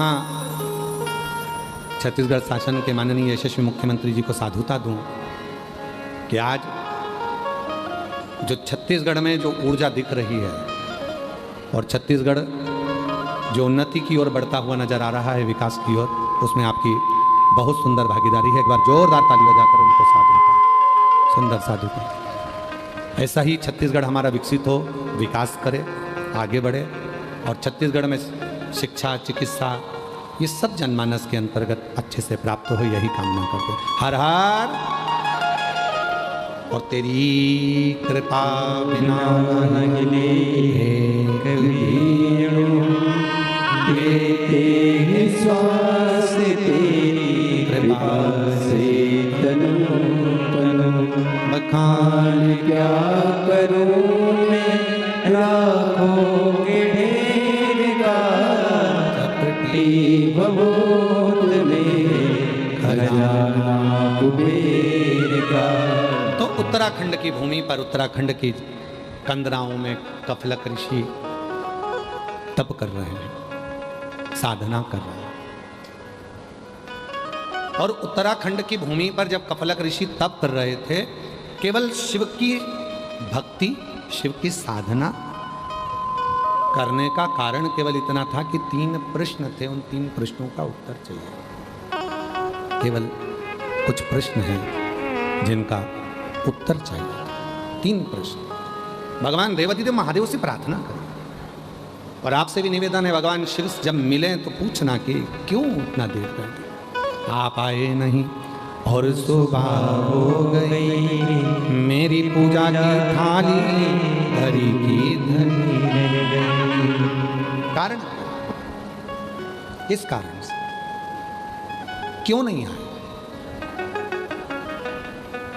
कफलक ऋषि के सामने कपलक ऋषि के सम्मुख में, कपलक ऋषि के सामने,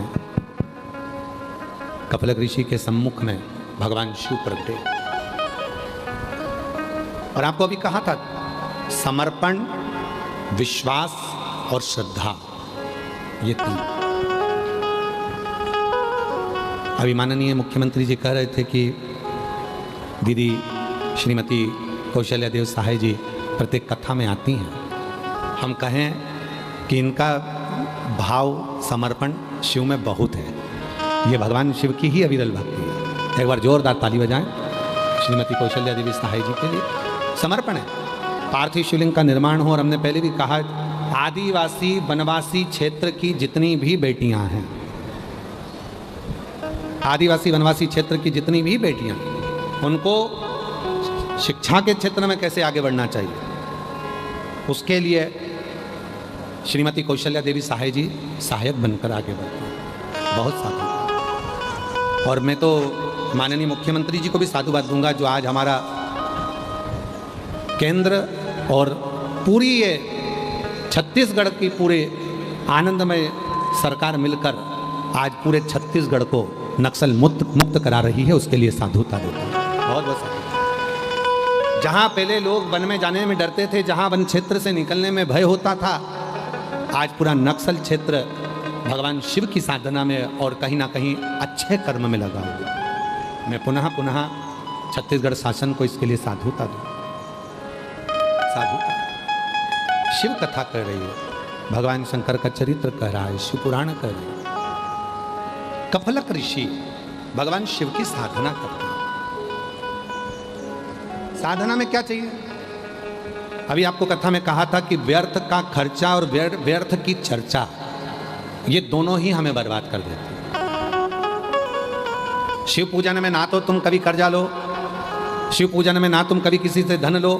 शिव पूजन में यहाँ तक शिव पुराण की कथा कहती है कि शिव के मंदिर में दर्शन करने जाना, भगवान शंकर के मंदिर में अगर पहुँचना, और यदि तुम्हारे पास में कोई धन भी नहीं है तो पड़ोसन से मांगकर या रिश्तेदार से मांगकर 1 रुपया भी समर्पित मत करना। क्यों?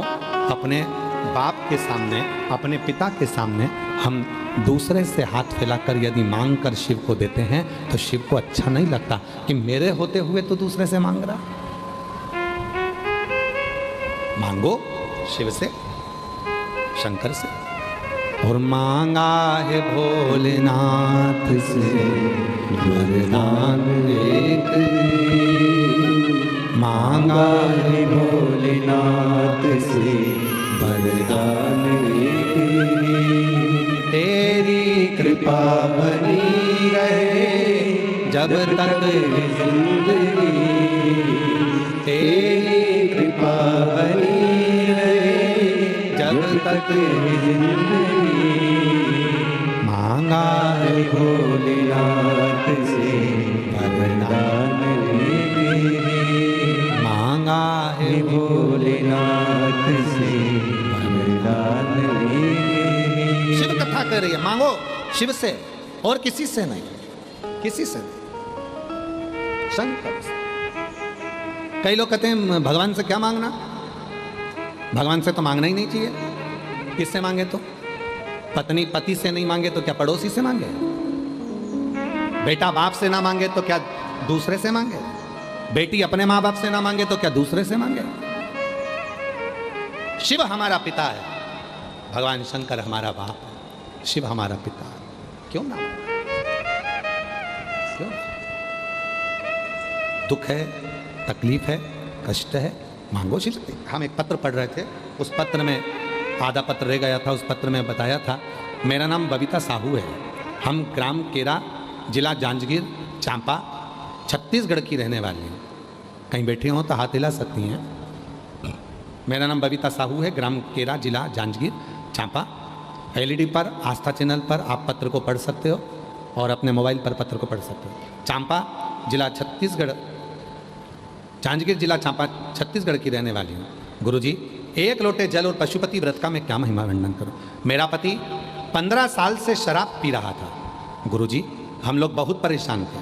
कई बार तो हम उनको डॉक्टरों को भी दिखाए, जो जैसा बोलता नशा मुक्ति केंद्र हुआ, सब दूर हमने प्रयास कर लिया, पर 15 साल से जो मदिरा का नशा कर रहे थे वो छूटा नहीं।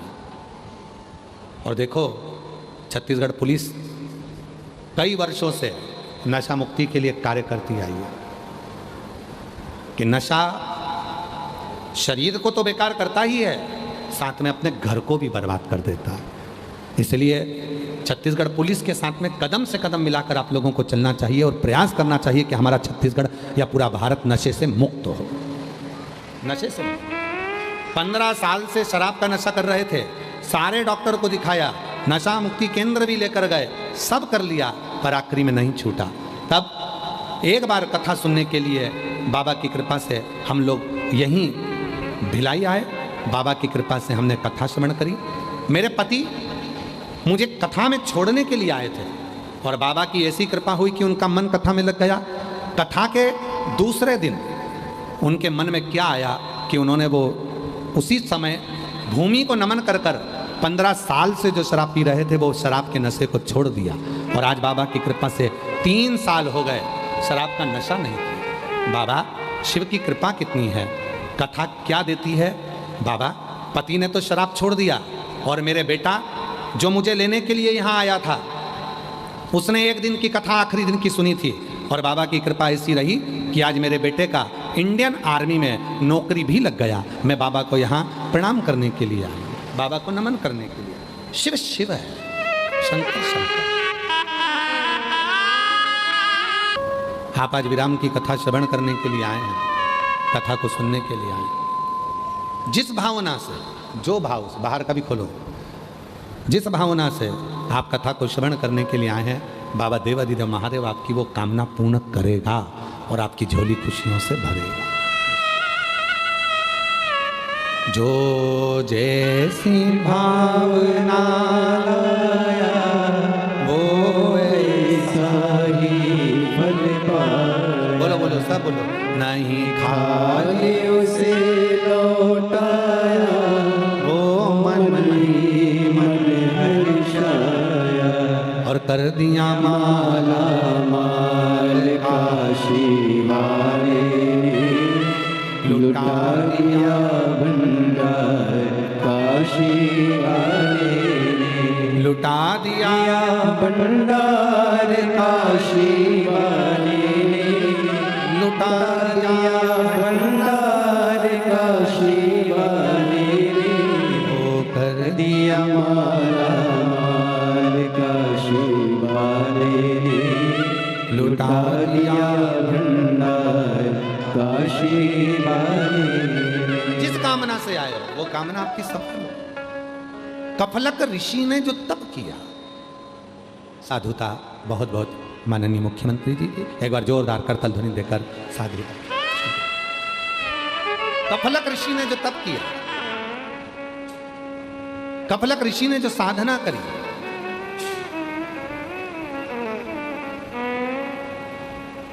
जो तप साधना करी, जो साधना, कफलक ऋषि शिव प्रकट हो, भगवान ओघरदानी, भगवान शंकर त्रिकालदर्शी, कैलाशी, अविनाशी, भगवान शंकर प्रकट, शिव प्रकट हो। भगवान शंकर प्रकट हुए, शिव जी प्रकट हुए। पूछा मेरे तप करने का कारण क्या है, क्यों किया है। कफलक बाबा से भगवान शिव पूछ रहे हैं, कफलक ऋषि से भगवान शंकर पूछ रहे हैं, भगवान शिव पूछ रहे, भगवान शंकर पूछ रहे क्या कारण। कहा केवल कुछ प्रश्न हैं जिसके उत्तर के लिए मैंने आपको प्रकट कर दिया। कुछ प्रश्न। क्या प्रश्न है, क्या प्रश्न। कहा महाराज प्रश्न है, मेरा एक प्रश्न है कि संसार में जब मनुष्य जन्म लेता है वो अपना कर्म करता है और कर्म करने के बाद जब वो प्राण त्याग कर, प्राण छोड़कर जब वो जाता है, कहते हैं 94 तरह के नरक मिलते हैं जिनको वो भोगता हुआ जाता है। कोई एक नरक में नहीं पड़ता, 94 तरह के नरकों को वो भोगता भोगता जा रहा है। संसार के मानव को एक भी नरक ना भोगना पड़े, उसके लिए वो क्या? शंभु शंभु, उसको एक भी नरक ना भोगना पड़े, उसके लिए वो क्या करे? शास्त्र कहता है कि वो 94 नरक को भोगता है। शास्त्र कहता है कि वो 94 नरकों को भोग रहा होता है, 94 तरह के नरक भोग रहा होता है। वो मनुष्य, वो जीव जब प्राण छोड़कर जाए, प्राण छूटे जब वो प्राण छोड़कर जाए, तो उसको एक भी नरक ना भोगना पड़े, उसको एक भी नरक ना भोगना पड़े, क्या करा जाए? भगवान ओगरदानी मुस्कुराए और मुस्कुराकर उन्होंने उत्तर दिया। हमने एक बात पहले भी कहा था कि कोई प्रश्न हो जिंदगी का, कोई प्रश्न हो, उसका उत्तर हमेशा मुस्कुरा के ही देना चाहिए। दुनिया की आधी चिंता का हल है आपके चेहरे की मुस्कुराहट, आपके चेहरे की प्रसन्नता।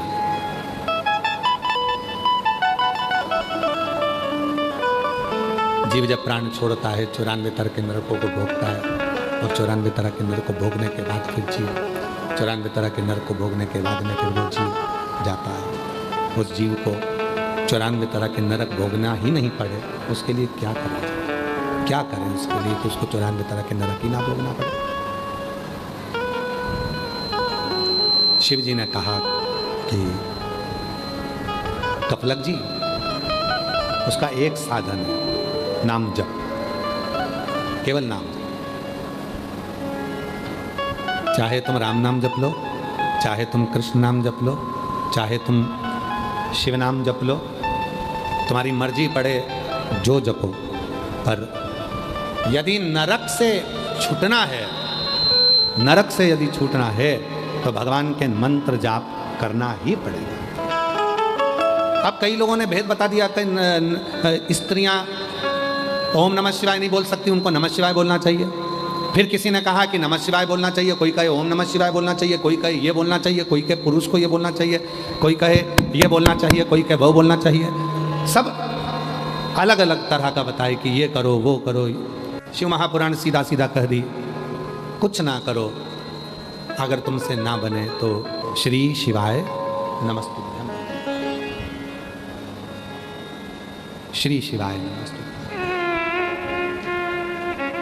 सीधा सर, श्री शिवाय नमस्तुभ्यम, श्री शिवाय नमस्तुभ्यं, श्री शिवाय नमस्तुभ्यं, श्री शिवाय नमस्तुभ्यं, श्री शिवाय नमस्तुभ्यं, श्री शिवाय नमस्तुभ्यं, श्री शिवाय नमस्तुभ्यं, श्री शिवाय नमस्तुभ्यं। कपलक ऋषि से कहा कि जाकर केवल मंत्र जाप करें, नाम जाप करें, नाम साधना करें, नाम आराधना करें।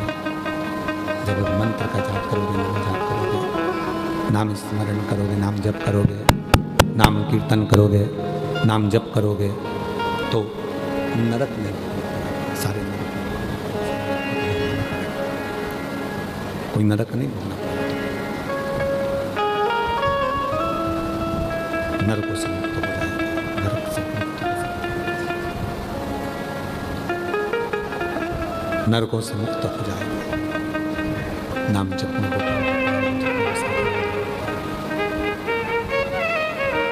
करो, करो नाम जप। और महादेव नमन चरणों में, महादेव नमन चरणों में, स्वीकार कीजिए सबका किया है मेरा भी उद्धार कीजिए, उद्धार दीजिए। है त्रिपुंडधारी, है त्रिशूलधारी, है त्रिपुंडधारी, है त्रिशूलधारी। कपलक ऋषि ने नरकों के कथन को कहा, और वो नरकों के कथन कर किया कृषि नरकों के कथन को कहते हैं। मंत्र जाप नाम जाप की महत्वता बताई गई कि नाम जाप करने पर, मंत्र जाप करने पर, नाम जप करने पर सारे नरकों से छूटा जा सकता है, सारे नरकों से जाया जा सकता है, मुक्त हुआ जा सकता है। फिर कहा कि मेरा एक प्रश्न और है। क्या? तो कहा मेरा दूसरा प्रश्न है, दूसरा प्रश्न कि हम पुनरपि जननम पुनरपि मरणम, फिर जन्म फिर मरण, फिर जन्म फिर मरण, इधर आओ, इधर आओ, फिर जन्म फिर मरण, फिर जन्म फिर मरण, बार बार जन्म बार बार मृत्यु से हम पुनरपि जननम पुनरपि मरणम की इस प्रपंच से कैसे छूटे? कैसे छूटे? जन्म मरण के प्रपंच से हम छूटे तो छूटे कैसे? कैसे छूट सकते? जन्म मृत्यु का जो चक्र है, जन्म मृत्यु का जो प्रपंच है, इससे हम छूटे तो छूटे कैसे? क्या कर सकते? कहा शिव कह रहे हैं जिस मनुष्य को जन्म और मृत्यु के जो चक्र है उससे अगर मुक्त होना है, उससे अगर मुक्त होना है जन्म और मृत्यु के चक्र से, तो गले में रुद्राक्ष हो, मस्तक पर भस्म हो और मुख पर शिव का नाम हो। ये त्रिवेणी का संगम, इसको त्रिवेणी संगम कहा गया। मस्तक का त्रिपुंड भस्म का, गले में रुद्राक्ष हो और मुख पर शिव का नाम, इसको त्रिवेणी संगम कहते हैं। त्रिवेणी के स्नान से, त्रिवेणी के स्नान से हम जन्म और मृत्यु के प्रपंच से छूट जाते हैं। उसी तरह मस्तक पर जब भस्म लगी हो, गले में जब रुद्राक्ष पड़ा हो और मुख में शिव का नाम हो, तो ये त्रिवेणी का जब संगम होता है तो मनुष्य जन्म और मृत्यु के प्रपंच से छूट जाता है। पुनरपि जननम पुनरपि मरणम के प्रपंच से छूट जाता है। ये भी बंद है, इनसे छूट गए। तीसरा प्रश्न, अगर संसार में जन्म लिया है तो उसको वैभव भी चाहिए। यदि संसार में जन्म लिया है तो उसको धन भी चाहिए, दौलत भी चाहिए।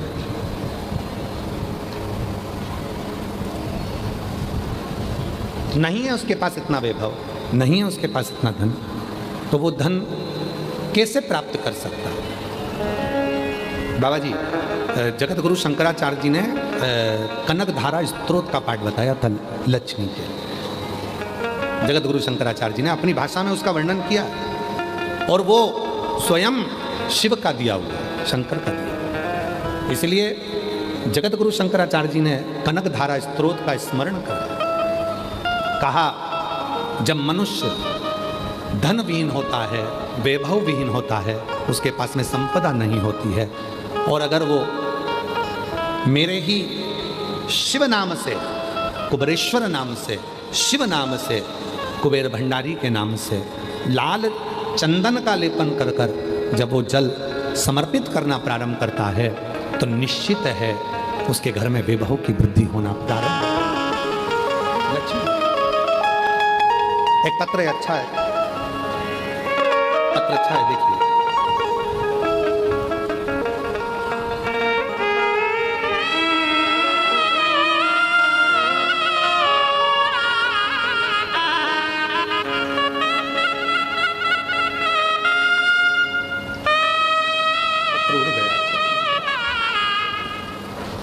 एक बहन ने पत्र अच्छा लिखा था।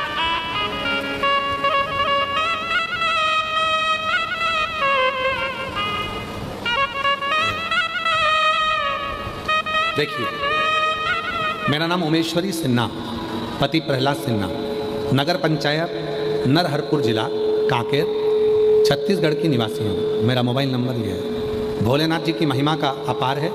पिछले साल सीहोर कुबेरेश्वर धाम गए थे, वहाँ रुद्राक्ष महोत्सव में चले रहे। उसी रुद्राक्ष महोत्सव में हमारे पास में इतना धन नहीं था कि हम किसी का मुख झूठा करवा पाए। केवल किराए को छोड़कर 100 रुपये एक्स्ट्रा थे। किराए को छोड़कर मात्र 100 रुपये का हमारे पास में साधन था। कुछ भी नहीं था बाकी, केवल 100 रुपये थे। हम कुबरेश्वर धाम पर गए, कहीं बैठी हों ओमेश्वरी सिन्हा पति श्री कैलाश सिन्हा, नगर पंचायत नरहरपुर, जिला कांकेर, छत्तीसगढ़ के निवासी, मोबाइल नंबर। केवल 100 रुपये थे। आप ही हैं, आ जाओ, आ जाइए। केवल 100 रुपये। क्या करते? किराए को छोड़कर 100 रुपये ज़्यादा थे। मन में आया अगर रास्ते में कहीं और कुछ चीज़ की ज़रूरत पड़ गई तो 100 रुपये ही हैं, करे क्या। फिर भी पति ने कहा कि एक काम कर, तू तो सियोर वाला बाबा कहता है कि कथा में अगर किसी का मुख झूठा कराया है तो उसका फल जरूर मिलता है। तो एक काम कर, 100 रुपये का पानी का पाउच ले ले। हमने 100 रुपये का पानी का पाउच लिया और पानी का पाउच लेकर, पानी की बोतल लेकर हमने लोगों को पानी 100 रुपये का पिला दिया। बाबा, इतनी तकलीफ की जिंदगी चल रही थी, कुछ नहीं था। एक जमीन थी जिसका केस 15 सालों से चल रहा था। 15 सालों से जमीन का केस चल रहा था, पर वो भी नहीं सुधर पा रहा था। 100 रुपये का पानी का पाउच हमने कुबरेश्वर धाम सीहोर में कंकर शंकर की भूमि पर, बाबा की भूमि पर जाकर कथा में पिला दिया। आ गए, किराया था। धाम से ही हमने कुछ भोजन लिया, साथ में लेकर आ गए। घर आए, हमें नहीं मालूम था कि बाबा वो 100 रुपये के पाउच का क्या करता है। 15 सालों से जो केस चल रहा था, आने के 15 दिन भी नहीं लगे और निर्णय आ गया, वो ज़मीन हमारी हो गई। बाबा, वो ज़मीन थोड़ी सी थी, 15 लाख रुपए में वो ज़मीन बिकी। जिसका कर्जा देना था उसका कर्जा चुका दिया, जिसकी लेनदारी थी उसकी लेनदारी दे दी। बाद में विचार करा, ये थोड़े से जो रुपए बचे हैं इससे क्या करा जाए। तो पत्नी ने कहा कि 100 रुपये का पानी पिलाकर आए हो, एक काम करते हैं, बाबा के नाम से पानी का ही काम चालू करते हैं। और बाबा की ऐसी कृपा करी गुरुदेव, थोड़ा सा पानी का काम चालू करा था और धीरे धीरे करते करते आज बाबा की कृपा से पानी की फैक्ट्री डल गई। और बाबा की कृपा ऐसी हो गई, वो 100 रुपये ने ऐसी कृपा कर दी कि पानी की फैक्ट्री डल गई। और बाबा की कृपा से हमारी पानी की बोतल निकलने लगी, जिसका मैं फ़ोटो भी लगा रही हूँ। बाबा की कृपा से पानी की बोतल निकलने लगी, पानी की फैक्ट्री डल गई। और बाबा की कृपा से शिव गंगा मिनरल वाटर के नाम से आज बाबा की कृपा से हमारी बोतल की फैक्ट्री। ये एक लाइन लिखी है गुरुजी, आप कहते हो कि जो कथा सुनने के लिए आए हैं उनका मुख अगर झूठा कराया है तो बाबा 3 महीने में देता है। हमको तो हमारे बाबा ने 15 दिन में दे दिया था गुरुदेव, 15 दिन। शिव कृपा। पानी की फैक्ट्री चल रही है, लाइसेंस भी पानी की फैक्ट्री का मिल गया, सब कुछ हो गया। मैं बाबा को अपना लाइसेंस भी लगा रही हूँ कि शिव जी ने कितनी कृपा करी है, शिव ने कितनी करुणा करी कि बाबा की कृपा से सब कुछ दे दिया।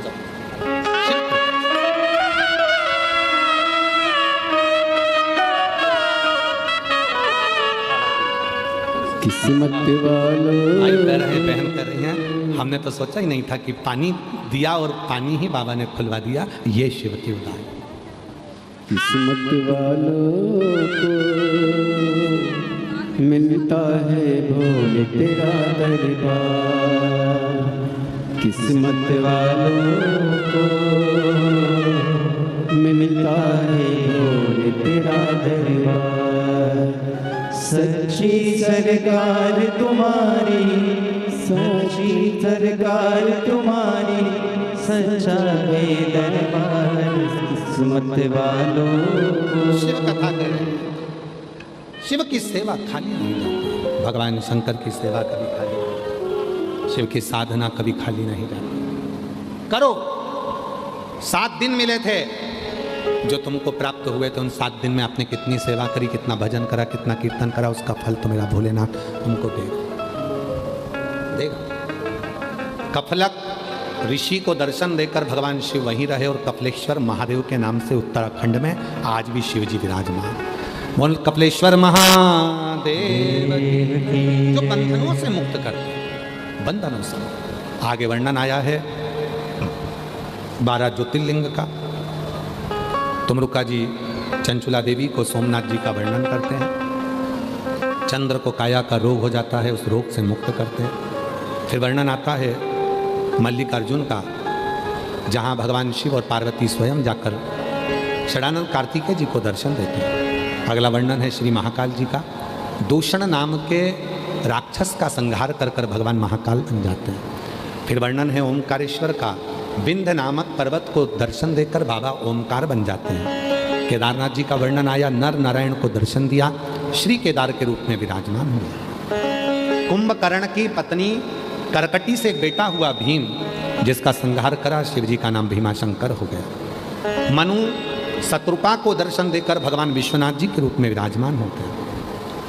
गौतम बाबा पर से गौ हत्या के दोष को मिटाया तो ब्रह्मा विष्णु महेश त्र्यंबकनाथ के रूप में विराजमान होते हैं। रावण को दर्शन देकर वैद्यनाथ जी के रूप में विराजमान हो गए। दारुक नाम के राक्षस का संहार कर कर नागेश्वर बन गए। राम जी द्वारा पूजित होकर स्थापित होकर रामेश्वर बनकर विराजमान होते हैं। सुधर्म नाम के ब्राह्मण की पत्नी घूष्मा, जिसके बेटे को जीवित कर कर भगवान कृष्णेश्वर महादेव बन जाते हैं। ऐसे 12 ज्योतिर्लिंग का स्मरण कराया। शिव कथा कहती है चंचुला देवी का पति उसी समय पर प्रेत योनि से मुक्त हो गया। प्रेत योनि से बिंदु चंचुला अखंड सौभाग्य धारण कर लेती है और पति के लोक में जाकर निवास करती है। तुमरुका जी ने हाथ जोड़कर निवेदन करा ईश्वर गोरा जी से, शिव पार्वती जी से, बाबा आप करुणा करिए। शिव कहते हैं सुनो तुमरुका जी, जब घोर कलयुग होगा, चारों तरफ कलयुग में हाहाकार मच रहा होगा, तब केवल एक साधन ये शिव महापुराण की कथा ही ऐसी होगी जो जीव के दुखों को मिटा देगी, कष्ट मिटा। रामचरितमानस जीना सिखाती है, श्रीमद् भागवत कथा मरना सिखाती है, मृत्यु कैसी होना चाहिए।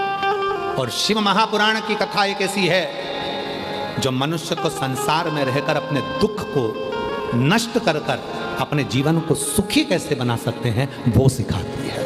खुशियां कैसे। भगवान देवादिदेव महादेव कहते हैं सुनो तुमरुका जी, संसार सागर में जो शिव महापुराण की कथा इस पवित्र आनंद के साथ में श्रवण करेगा, जहां बैठकर वो कथा का रसतत्व ग्रहण करेगा, मैं स्वयं उसके दरवाजे पर पहुंचकर उसको खुशियां प्रदान करूंगा। दुनिया के लोग शिव पुराण सुनने के लिए आएंगे, जो शिव पुराण की कथा को श्रवण करने के लिए आएगा, शिव कहते हैं उसके पीछे पीछे चलता चलता उसके दरवाजे पर पहुंचकर उसकी झोली खुशी से भर दूंगा। ये पवित्र कथा, ये पवित्र कथा बाबा देवादिदेव महादेव की कृपा से देवादिदेव महादेव ने एक बेलपत्र शिवपोथी को समर्पित कर समर्पण किया। ये पवित्र कथा देवादिदेव महादेव की कृपा से श्रावण के महीने में जयंती स्टेडियम भिलाई में चल रही थी। बोलबम सेवा समिति के द्वारा अध्यक्ष श्री दयाशंकर जी द्वारा ये पवित्र कथा का दिव्य आयोजन आयोजित हुआ। भाव से जलवृष्टि होती रही। आप लोग छाता लगाकर 5 पंडाल, छत्तीसगढ़ के इतिहास की सबसे दिव्य और भव्य कथा है, जिसमें 5 पंडाल, एक एक पंडाल 100 बाई 650 का, 100 बाई 650 का, 100 बाई 650 का, 100 बाई 650 का, 100 बाई 650 का। अगर इन पंडालों को सीधा खड़ा कर दिया जाए तो 2.5 से 3 किलोमीटर की लंबाई हो जाती है, 2-3 किलोमीटर। इतने पंडालों में भक्त भरे हैं, रोडों पर लोग बैठे हैं, ग्राउंड में जहाँ जगह मिल गई वहाँ लोगों ने बैठकर इस कथा का तत्व ग्रहण कर। बैठे रहो, अभी बैठे रहो, तत्व श्रवण किए भाव से। ये कथा आज विराम की ओर जा रही है। 5 बार आप और हम भगवान शंकर से प्रार्थना करेंगे। श्री शिवाय नमस्तुभ्यम बोलकर आप अपने मन की बात कहना। यहाँ से जाने से पहले शिव जी को अपने मन का भाव कहना। जितने भी शिव भक्त यहाँ आए हैं, जाते समय एक श्री शिवाय नमस्तुभ्यम का स्टिकर लेकर जाना, अपने घर के दरवाजे पर जरूर लगाना। अगर कोई बुरी खबर लेकर भी हमारे घर के दरवाजे पर आएगा, वो श्री शिवाय नमस्तुभ्यम पढ़ लेगा और हम अंदर से दरवाजा खोलेंगे, जब हम उसके मुख का दर्शन करेंगे तो निश्चित है वो बुरी खबर नहीं रहेगी, अच्छी खबर हो जाएगी, अच्छी खबर। अपने अपने दरवाजे पर श्री शिवाय नमस्तुभ्यम लिखो, गाड़ियों पर श्री शिवाय नमस्तुभ्यम लिखो, स्मरण श्री शिवाय नमस्तुभ्यम रहे। जाते जाते जिस वाहन से जा रहे हो उस पे भी श्री शिवाय नमस्तुभ्यम क्या कि स्टिकर लगा दो कि बाबा के नाम से, बाबा के धाम से और बाबा की कृपा से हम बैठे हैं। वो 5 बार साथ में श्री शिवाय नमस्तुभ्यम का स्मरण करेंगे। बाबा को मौन होकर अपने दिल की बात कहना, प्रार्थना करना, बाबा हमारी झोली खुशियों से भर देना, जो दुख है तकलीफ है उसको मिटा देना। फिर ऐसी कृपा करना मेरा पत्र व्यासपीठ पर पहुँचे, मेरी झोली खुशियों से भरना। सब साथ में बोलेंगे, प्रार्थना करेंगे।